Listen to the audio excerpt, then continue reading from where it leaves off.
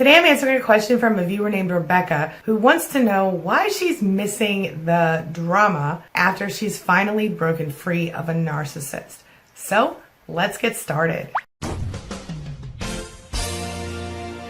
My name is Angie Atkinson, and on this channel I offer free daily video coaching to help you discover, understand, and overcome narcissistic abuse in toxic relationships. I like to call it toxic relationship rehab. So if that sounds good to you, hit that subscribe button and we'll just get going. So first, let me just start off with Rebecca's question. Take a look. Rebecca Collar says, in August, I got my escape from a 36-year marriage with a narcissist. I am definitely an empath. I've had no contact since September and the divorce is final. He played every game in the narcissist's bag of tricks. But here's the thing. I'm having trouble adjusting to life without the structured stress, and many days I feel like I'm being drained. At times I'm so tired that I can barely get through the day. What is going on? Okay, Rebecca, let's talk about it. First of all, I think what you might be dealing with is called a trauma bond. And trauma bonds happen in any toxic relationship. They tend to be kind of strengthened by inconsistent positive reinforcement or intermittent reinforcement. So what that means is that mostly things were difficult, mostly things weren't great, but every now and then something awesome would happen, or the narcissist would do something that would make you feel kind of good, kind of warm and fuzzy inside. And in an effort to obtain that again, you would stay around in the relationship. In the beginning, it probably happened more often than not.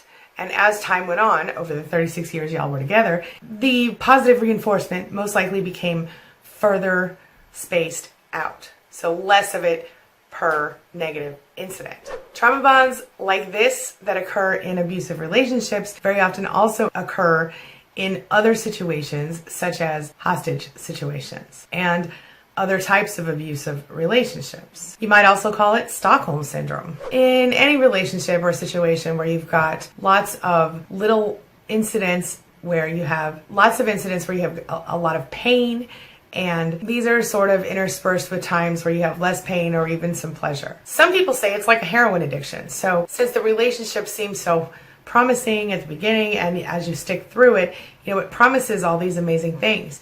But apparently heroin also promises an amazing high. But the thing is, while both of those kind of give a feeling of utopia, at least for a brief period of time, they also sort of suck your soul out and in the process.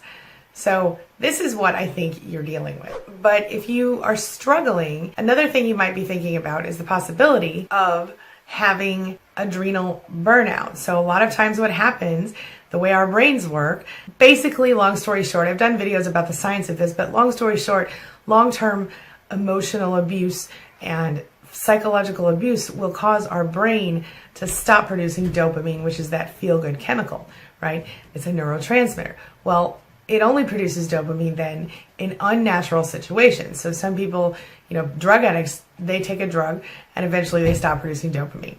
Well, the same area of the brain is affected by abuse, believe it or not. And so what happens is that because your body becomes used to the ups and the downs and the ups and the downs, you no longer can function like a normal person where you're emitting the dopamine that you need to feel good.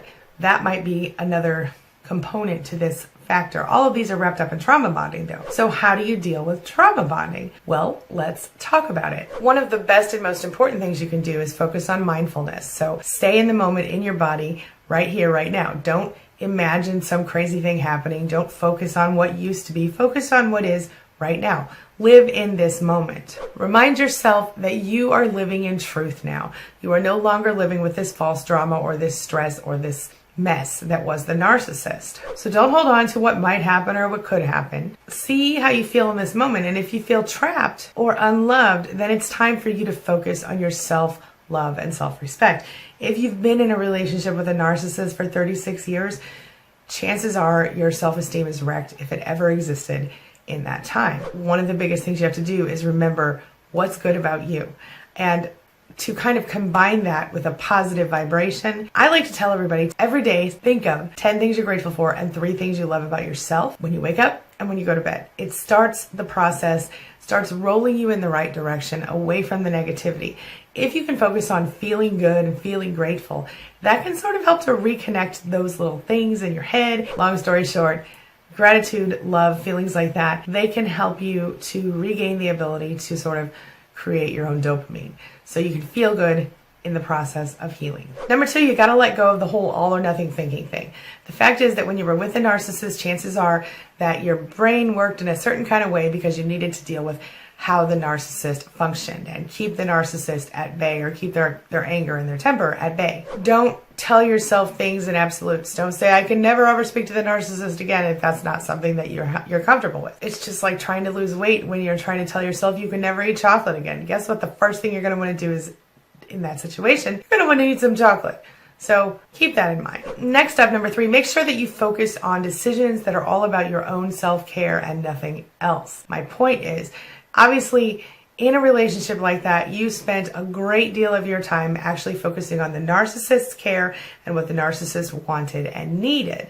Well, now I want you to start focusing on your own care and what you want and need. That's going to help a lot toward bringing you into the self-love space that you need to be in order to heal properly. Remind yourself that you're just a work in process, a work in progress, and changes are going to happen as they happen. And it's okay. You're okay who you are right now in this moment. Love yourself as who you are in this moment. The rest of it's going to get a lot easier. I like to call it unconditional self-acceptance. The same sort of acceptance that you would give your children or someone else that you care about in your life. Number 4, start feeling your emotions again. Give yourself a chance to actually stop and let your emotions happen. If you've been in a relationship as long as you have, chances are that you've learned to shove them down a little bit because it's easier not to have to deal with them when you're dealing with a narcissist. Well, now that you're out of there, it's time for you to actually let those things happen to you.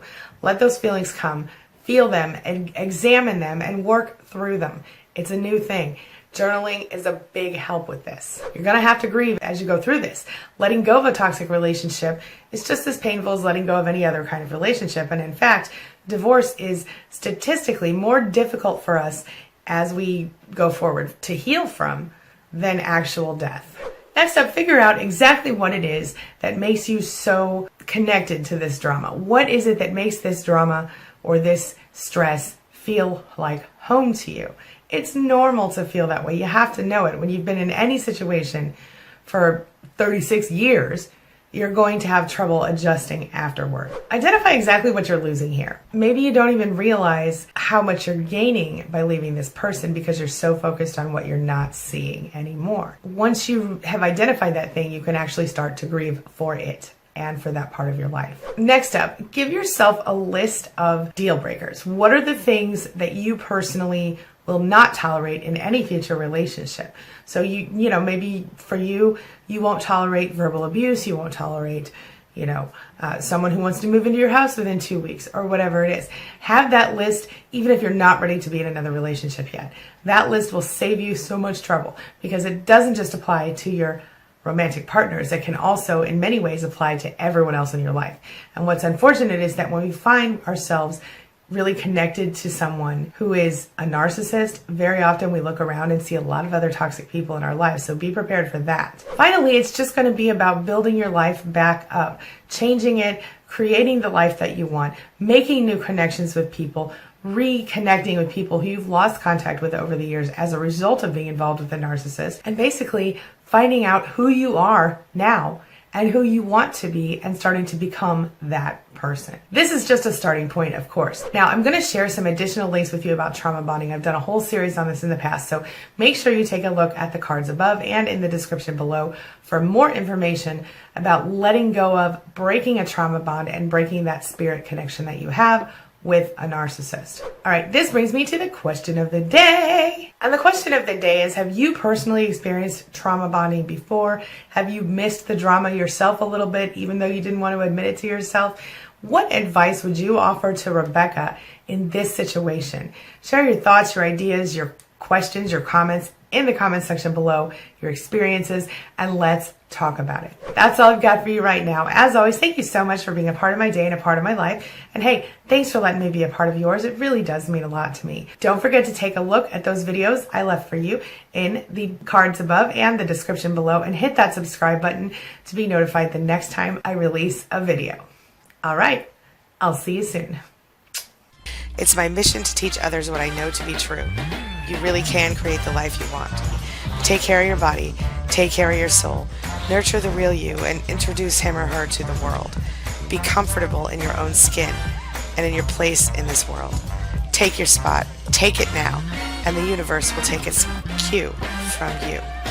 You feel me? If so, subscribe to my channel. Let's get it done together.